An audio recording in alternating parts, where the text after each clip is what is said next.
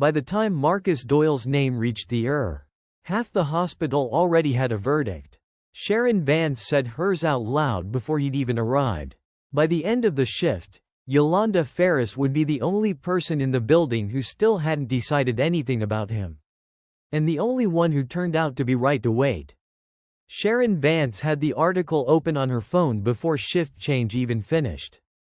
Propped against the med cart so the whole nurses' station could see the headline without asking. "They're saying the grand jury's finally moving on the Doyle case," she said, to no one and everyone. 2 months of protests outside the 4th precinct, and now maybe something actually happens. She looked up when Yo set her bag down at the station. "You believe that? Man kills somebody in the street in broad daylight. And it takes the county 2 months to decide if that's a problem." "I don't know the case," Yo said, pulling on her badge. "You will. Everybody does." Sharon said it like a fact of weather, not a warning, and went back to scrolling. Priya, the tech restocking the crash cart 2 feet away, caught Yo's eye and gave her a small, private eye roll that Sharon didn't see, and Yo pretended not to notice either. Yo let it go. She'd learned a long time ago that agreeing with Sharon cost nothing, disagreeing cost the whole shift. And neither one changed how she actually worked a room once the curtain closed. She checked her assignment board. 4 beds, 1 confused elderly fall, 1 asthma flare, 2 pending. And started her rounds the same way she started every shift. Vitals first, opinions second, and only if somebody asked. The asthma flare settled by 10, wheezing down to a clean, quiet chest by the second nebulizer treatment.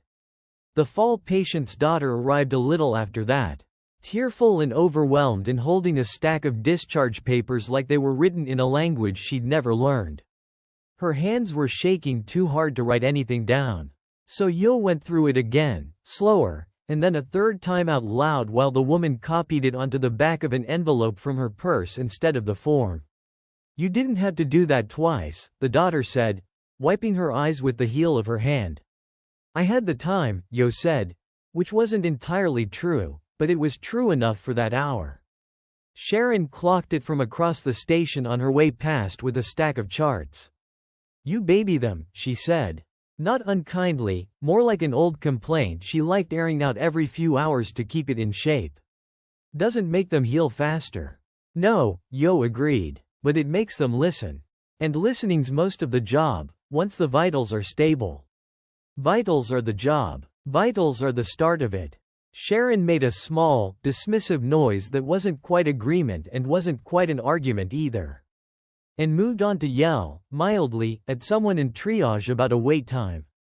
At 11:40, the radio at the desk crackled with an inbound trauma call. Assault victim, male, mid-40s, found down behind a gas station off Route 9, conscious but combative, refusing to answer questions for the responding medics. Sharon reached for a blank chart before the doors had even opened. Glanced up at the notification screen scrolling the intake name. And went very still in a way Yo had never once seen her go still before. "That's him," she said. "That's Doyle." The bay doors banged open on 2 paramedics wheeling a man who did not look anything like the mugshot Sharon had been passing around the station all morning. He looked like a man who had been hit with something heavy, more than once. And had decided, somewhere in the last 20 minutes, that the safest thing left to do in the world was stop talking to anyone at all. Blood had dried in a crust along his hairline. His jaw was swelling dark on the left side. He kept one arm curled protectively across his ribs, and he flinched hard when the gurney jolted over the door track. A full-body flinch that ended in a low, strangled sound he clearly hadn't meant to let out.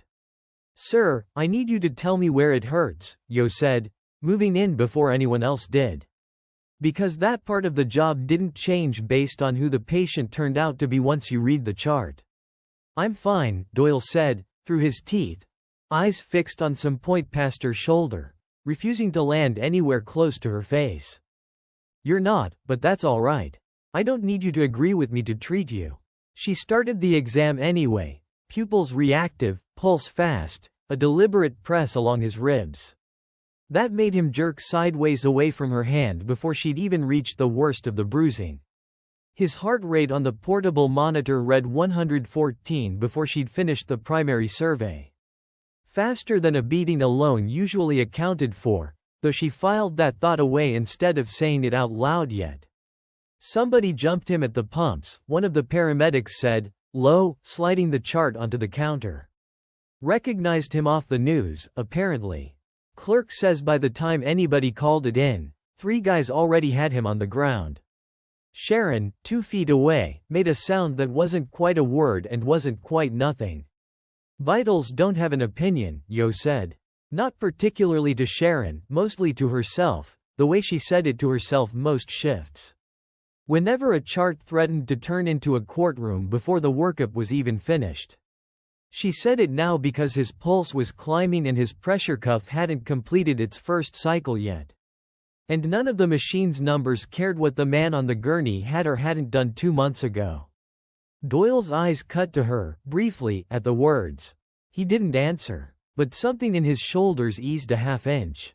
Like a man exhaling once a blow he'd braced for finally fails to land. I need this room, Yo said to the paramedics, already reaching for the trauma protocol sheet. Behind her, she heard Sharon's voice, pitched just low enough to sound private. And just loud enough to carry the full length of the station. Careful in there. That one bites. Asterisk. Yo didn't answer that either. She pulled the curtain and got to work. By early afternoon, Doyle was holding an oxygen saturation of 96 on room air. Guarding his left side hard enough that Yo hadn't managed a full abdominal exam yet. And answering questions in single words when he answered at all. She had him on a monitor, 2 IVs running crystalloid. And a growing list of small things that didn't sit right with each other. He kept his left arm pinned to his side even when nothing was touching it. His abdomen read a half shade tighter under her hands than the visible bruising alone explained. And his answers had gotten shorter in the last hour instead of longer, when pain usually made people talk more, not less. He's fine, Sharon said, for the 3rd time that hour, passing behind the curtain with a stack of discharge folders. Combative patient, no priority injuries on primary survey. He can wait for a bed like everybody else on this unit. His heart rate's up 60 points from his baseline on the ambulance sheet, and he won't let me anywhere near his left upper quadrant, Yo said, not looking up from the monitor. I want him looked at properly before he waits for a bed. He got beaten by 3 men in a parking lot, Yo. Of course his heart rate's up. Then it should be coming down by now. It's not. It's gone up 4 beats in the last 10 minutes. Sharon opened her mouth to argue the point further. And that was the moment Elaine Marsh walked onto the unit in a blazer too clean and too pressed for the hour. Trailed by a hospital security guard who looked deeply unhappy to be anywhere near this conversation. I need whoever has Officer Doyle, she said to the room in general. In the particular tone of someone who has already decided who's in charge of the next 10 minutes. That's me, Yo said. Elaine Marsh. Communications and risk. She didn't offer a hand. There are 2 news vans and roughly 30 people with signs outside the main entrance right now. And legal would like him moved off this unit and into a private consult room where nobody can get a photo through a window. Discharged tonight, ideally, if he's stable enough. So we're not the story tomorrow morning instead of the case itself. He's not stable, Yo said. That's the actual problem, separate from your cameras. Sharon just told me he's fine. Sharon's not wrong that he isn't critical on paper this exact minute. I'm telling you his numbers are trending the wrong direction and imaging still hasn't been ordered. Elaine's jaw tightened in a way that had nothing to do with medicine. And everything to do with a meeting she'd clearly already sat through upstairs before coming down here. I am not asking you to discharge a dying man for the sake of optics, Ms. Ferris. I am asking you not to leave a man who currently has a satellite truck outside sitting in a public hallway for 6 hours. Out of an abundance of caution nobody's justified. A soft chirp cut her off. Doyle's monitor, pressure dipping from 128/82 down to 116/74. Still technically within range, still moving in a direction Yo didn't like. She glanced past Elaine's shoulder at the numbers without meaning to, mid-sentence. And Elaine actually stopped talking to follow her eyes. That, Yo said, is exactly the caution I'm talking about. She silenced the alarm and didn't look back at Elaine right away, charting the trend first. Then help me get him seen faster instead of arguing to move him slower. She kept her voice level, the same register she used with families on the worst hour of their lives. Because raising it had never once won an argument she actually needed to win. I'll page Dr. Bello myself, right now. If she clears him, you can put him wherever your department wants him. Elaine looked, for a second, like she wanted to argue the timeline itself, and didn't. Arguing with a nurse who wasn't backing down, in front of a security guard, a charge nurse, and a monitor that had just made her point for her, was not a fight she wanted witnessed. Fine. Fast, then. I'll be right outside. She stepped out into the hallway to make a call of her own, phone already at her ear before the curtain fell shut behind her. Yo didn't watch her go. She was already paging Dr. Bello, one eye back on the trendline. And she didn't say anything to Sharon at all this time. There was no version of that conversation left worth having twice in one shift. Dr. Bello arrived at the bedside 8 minutes after that, reviewed the chart, and pressed 2 fingers lightly below Doyle's ribs on the left side. His whole body went rigid under her hand, faster and harder than the earlier exam had produced. Left shoulder, Doyle said suddenly, unprompted, teeth gritted around the words. Hurts in my left shoulder. Doesn't make sense. Nobody hit me anywhere near my shoulder. Dr. Bello's eyes flicked to Yo, once, and held there half a second longer than necessary. Referred pain to the left shoulder with tenderness under the left ribs pointed at one particular organ, specifically. And not at the visible bruising at all. I want a fast ultrasound at bedside, right now, and type and cross him for 4 units, Dr. Bello said, already wheeling the portable machine over herself. If I see free fluid, we are not waiting on radiology to confirm what I already suspect. Sharon, from the doorway, said nothing at all, for the first time since the shift began. The ultrasound probe hadn't been resting on Doyle's abdomen for a full 10 seconds before drive. Bello's expression changed. There, she said, angling the small gray screen so Yo could see the dark stripe of fluid pooling along the spleen's edge.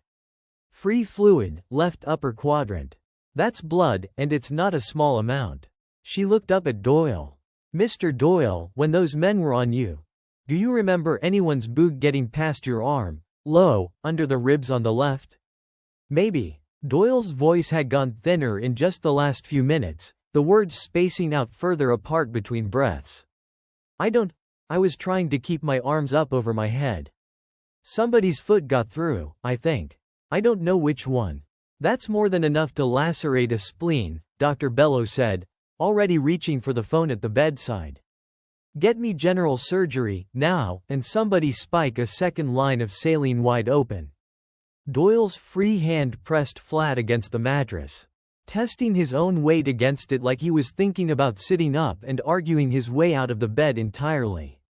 I don't need surgery. I need to go home. There's people outside my actual house right now, not just this hospital. There's no version of tonight where you go home, Dr. Bello said. Not looking up from the chart she was already filling in. You have blood where blood isn't supposed to be. That's not a conversation, that's a fact, and we're treating the fact. He didn't argue again. The fight seemed to go out of him all at once. Less like agreement and more like a body finally too tired to keep insisting on anything. Priya moved in to start the second IV without being asked twice. Sharon, still in the doorway, disappeared for a moment, and came back with 2 units of O negative from the blood fridge already in her hands. Setting them on the counter without a word, without being paged for them either. There wasn't time for anyone to remark on it. And for once, Sharon didn't seem to need them to. The monitor's pulse tone, which had held a steady, almost boring rhythm all afternoon, ticked upward in pitch, 122, then 128. And Doyle's eyes, which had been sharp and guarded and furious since the second he arrived, went soft-focused instead. It wasn't cooperation. It was a brain running on less pressure than it needed to keep holding onto anger. "He told me his name was Miller a second ago," Priya said quietly, not looking up from the IV line. "I wrote Doyle on the chart. Didn't correct him out loud." "That's not attitude," Yo said, mostly for the benefit of the room. Though Sharon had gone quiet somewhere in the last 5 minutes and wasn't arguing with anyone anymore. "That's a brain that isn't getting enough pressure to keep his own story straight." Doyle's hand found the bed rail and gripped it, knuckles going pale. And for one clear second his eyes focused entirely. And fixed on Yo with an urgency that had nothing to do with pain at all. "You should know something," he said, "before I go under. In case I don't." He didn't finish that sentence. No one in the room asked him to. The rest of it was easy enough to guess. "Say it," Yo said. "I'm listening." I didn't mean for him to die. Not to the room. To her, specifically. Like he'd been carrying that one sentence around for 2 months waiting for somebody who'd actually let it land instead of talking over it. That's not what happened out there. No one's ever asked me what happened out there. They just showed the last 4 seconds of it, over and over, on every channel. And everybody already knows how it ends before I say a word." The pressure alarm chirped once, a soft warning tone under his words. And Dr. Bellow's eyes flicked to the numbers without breaking her hand's rhythm at the IV pole. "Mr. Doyle, I need you to stay with me right now." "Not there," Dr. Bellow said. Gentle but firm, cutting back in with the particular focus doctors reserve for a patient's falling blood pressure. Whatever else that patient is trying to confess in the same breath. "We can talk after surgery keeps you alive to talk." "Somebody needs to hear it," Doyle said, quieter now, the words starting to slur at their edges. "I hear you," Yo said. "I'm not going anywhere. Talk after." Elaine Marsh appeared at the edge of the curtain just then, phone still in hand. "I need an update for legal. Is he stable enough to move to the private room, or?" She stopped mid-sentence, taking in the second IV, the blood on the pole, Dr. Bellow's face. "He's going to surgery," Yo said, not turning around. "Not to a private room. Not tonight. That changes the timeline for. It changes everything for the next 20 minutes, and none of it is about your timeline." Yo's voice didn't rise, but it left no room in it for Elaine to keep standing there either. "You need to step back from this curtain right now." Elaine stepped back. For once, she didn't have a follow-up question ready. His pressure alarm went off in earnest a moment later, 84/50, and dropping on the next cycle. And the room reorganized itself around him with the specific, practiced speed of people. WHO had done this before and would do it again tomorrow. Surgery paged a second time. A unit of blood spiked onto the second line. Dr. Bellow's hand steady on his good shoulder, saying his actual name over and over. An anchor dropped into water that kept trying to pull him under it. Yo kept her hand on his wrist, over the IV site. Not because his pulse needed monitoring by touch when the machine already had it. But because it was the one thing left she had to offer him that a screen couldn't. "Marcus," she said, using his first name for the first time all shift. "Stay with the room. Whatever you need to say, you say it after." His eyes found hers again, just barely. Just long enough to nod once before they slid shut. Dr. Chen from surgery arrived at a near run 4 minutes later. Took one look at the ultrasound image frozen on the screen, and didn't ask a single unnecessary question. "OR6 is open. Let's move." The team broke into motion. Brakes released on the bed, the second unit of blood transferred to a pressure bag. A resident already dialing anesthesia while Dr. Chen scrawled a signature across the consent form Doyle was in no state to read for himself. Yo walked the gurney as far as the double doors, the way she did with every patient headed upstairs. One hand still resting near his where it lay open on the blanket. Sharon fell into step beside the gurney at the last second, reaching over to steady the IV pole through the doorway without being asked. And for one stride the two of them moved him together, in sync. The way they'd moved 100 other patients through those same doors without ever once discussing whether the patient deserved it.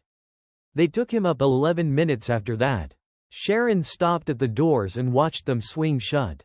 And for the first time all shift she didn't have anything at all to say.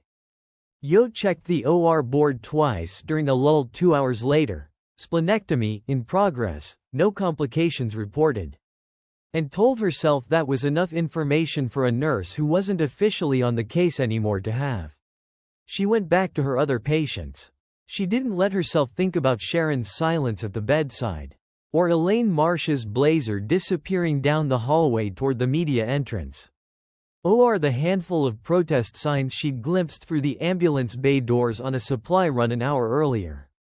She thought instead about a discharge summary, a medication reconciliation, and a confused elderly patient who needed his daughter called a second time about a ride home.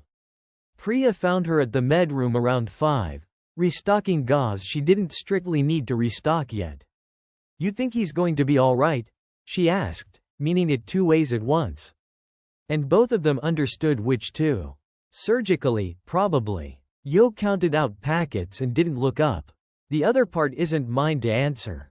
Sharon grabbed those units without anybody telling her to. "I noticed. Doesn't undo the rest of the day." "No," Yo said. "It doesn't have to. It's just a thing that happened, same as the rest of it." She wasn't in the business of scoring people's character for the day. She had enough trouble keeping up with their vitals.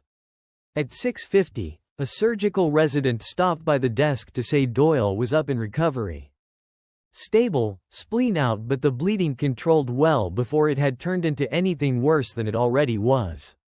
"He's asking for the nurse who was with him downstairs," the resident said, checking a chart rather than a name badge. "By name, weirdly specific about it," said Yo. She went up during her 15-minute break and stood in the doorway of a recovery bay where Marcus Doyle looked smaller than he had on the trauma bed 3 hours earlier.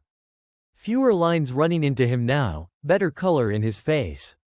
Eyes open and clear in a way they hadn't managed once since he'd arrived. "You didn't have to come up," he said. "I know. The papers only ever printed the last 4 seconds," he said. Like he'd been rehearsing the sentence the entire time he was under anesthesia. Waiting for someone to actually be in the room when he surfaced to say it too. Kid had a gun on a woman at a bus stop. Not a phone, not a wallet, an actual gun, out, pointed. I got there maybe a second and a half before backup. And I had about that long to make a call nobody wants to have to make. With somebody's cell phone 30 feet away already filming through a windshield. I fired once. He went down. His jaw worked, slow, like the words cost him more than the incision did. And then I did compressions on him for 6 minutes straight until the ambulance got there. Because I needed him to live long enough to tell somebody, anybody, that I didn't have another choice standing there. Nobody filmed that part. There's no video of the 6 minutes. There's just 4 seconds and a headline that ran with it. Yo didn't say it's not your fault. Because she genuinely didn't know the legal answer to that question. And it wasn't hers to hand him even if she had. "Did you tell the investigators the part about the compressions?" "I put it in my written statement, day 1. 1 line, buried in a paragraph. Next to 11 other facts they cared about more. A dry, humorless breath that turned into a wince halfway through. Nobody's ever asked me to say it out loud since, and I never volunteered it twice. Grand jury's still deciding whether to believe a cop's own account of his own shooting either way. Which? Fair, probably. I understand why they don't just take my word for it and call it settled. I'm not the grand jury," Yo said. "I just wanted you to know somebody actually heard it, once, before you went under." She checked the monitor over his shoulder out of habit, more than need, pressure holding, sat 98. And adjusted the dressing edge where it had started to peel from the tape. He watched her hands do it without saying anything for a moment. Something in his face loosened at that. Not relief, exactly. Something closer to a debt being partially repaid after 2 months of no one bothering to. "Why'd you listen? Everybody else downstairs had already made up their mind about me before I said one word to any of them." "Vitals don't have an opinion," Yo said. Most of the time, neither do I. It's easier that way, and it's usually more accurate. He almost smiled. It cost him, visibly, somewhere around the fresh incision. Most people aren't built like that. Most people don't have to be, she said. I just have to be right about what's actually happening in front of me, right now, in this room.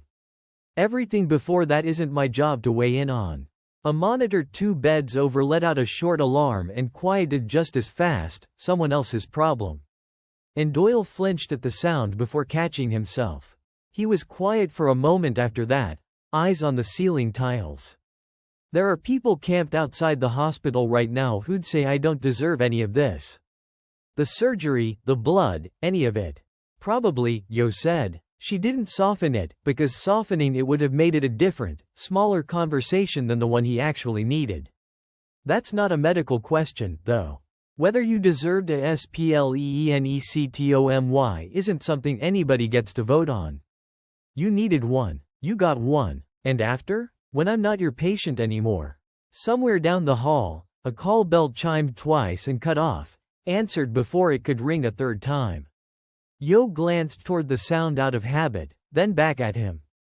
After isn't mine either. She meant it kindly as a flat fact can be delivered. I don't know what happens with the grand jury. I don't know what happens to your job. I know your pressure held at 118/76 the last time I checked it, 20 minutes ago. And that's the only part of your future I actually have any authority over. He let out something that was almost a laugh, careful of his ribs. That's a strange kind of comfort. It's the only kind I've got to give out. Dr. Chen leaned into the doorway then, chart in hand, and Yo straightened up off the rail, break long over. Sharon didn't apologize the next morning, not in so many words. But she also didn't say anything when the assignment board went up. And Doyle's name was on Yo's list instead of hers. The charge supervisor had a quiet conversation with Sharon in the break room. And Yo noticed only that Sharon's voice, for the rest of that week, dropped the flat certainty it usually carried whenever a new chart came in with a headline attached to it. The following Tuesday, a man came in reeking of alcohol, belligerent, refusing his IV. And Sharon did a bedside fingerstick without being told to. And came back a minute later to tell Yo, quietly, that his glucose read 38. And somebody should probably page a doctor before anyone finished assuming he was just drunk and difficult. Yo didn't make anything of it out loud. She just said thanks, and meant it, and let the moment pass without a speech attached to it. The way most real changes in a person actually do. Elaine Marsh sent a single follow-up email thanking staff for their professionalism under media scrutiny. Yo read it twice, decided it wasn't an apology, and suspected it wouldn't change anything. The next time a name walked through those doors with a story already stapled to it. The grand jury still hadn't decided anything by the time Doyle was discharged 4 days later. Yo pushed the wheelchair down herself, hospital policy. And neither of them said much until they reached the doors. You still don't know what actually happened out there, he said. Not for certain. You've just got my word. That's true, Yo said. I'm not pretending otherwise. Then how do you sleep, treating a guy on nothing but his own account of himself? The same way I sleep after treating anybody. I don't get to pick my patients based on how sure I feel about their character. I pick them based on what their body's telling me. And yours told me the truth the whole time, even when your mouth wasn't ready to. Doesn't bother you? It's not my case to decide. It never was. Your spleen was my case, and that part one got right. She adjusted the brake on the chair out of habit more than need. Whatever they decide, you're the only person in that whole building. WHO looked at me before deciding anything about me first. That's the job, Yo said. Most days, anyway. Some shifts it's harder to remember than others. You remembered it on the one day it counted. She didn't have an answer for that one that felt like it belonged to her instead of to him. So she just held the door instead of filling the silence. And let him go the rest of the way through IT on his own 2 feet. She didn't watch him get in. She went back inside, logged the discharge, and picked up her next chart. An elderly woman with chest pain and no headline attached to her name at all. Because that patient hadn't done anything yet either way. And that was exactly how Yo preferred to start every single one of them. With a pulse, a pressure, and nothing decided in advance. 6 weeks later, the grand jury declined to indict. It ran 2 paragraphs on page 4 of the local section. And hardly anyone outside the department seemed to notice it had happened at all. Yo read it standing at the nurse's station on her break, folded the page back over, and went to check on a patient who'd just come in complaining of chest pain. That his last 2 doctors had brushed off without a second look. It wasn't a different kind of morning than any other. That was, more or less, the whole point. We are remarkably quick to project complete stories onto people before we've verified a single fact about them. A headline or a uniform becomes a proxy for character, and speed replaces accuracy almost every time. It takes discipline to hold back judgment when everyone around us is rushing to declare a verdict. But the cost of rushing is almost always paid by the person who needed us to look closer. Yo's approach isn't about ignoring truth or pretending actions don't have consequences. It's about recognizing the limits of our role in the moment, solving the urgent, actual problem in front of us without letting our biases dictate who deserves help. Who in your life was judged by a single story before anyone bothered to check what was actually happening?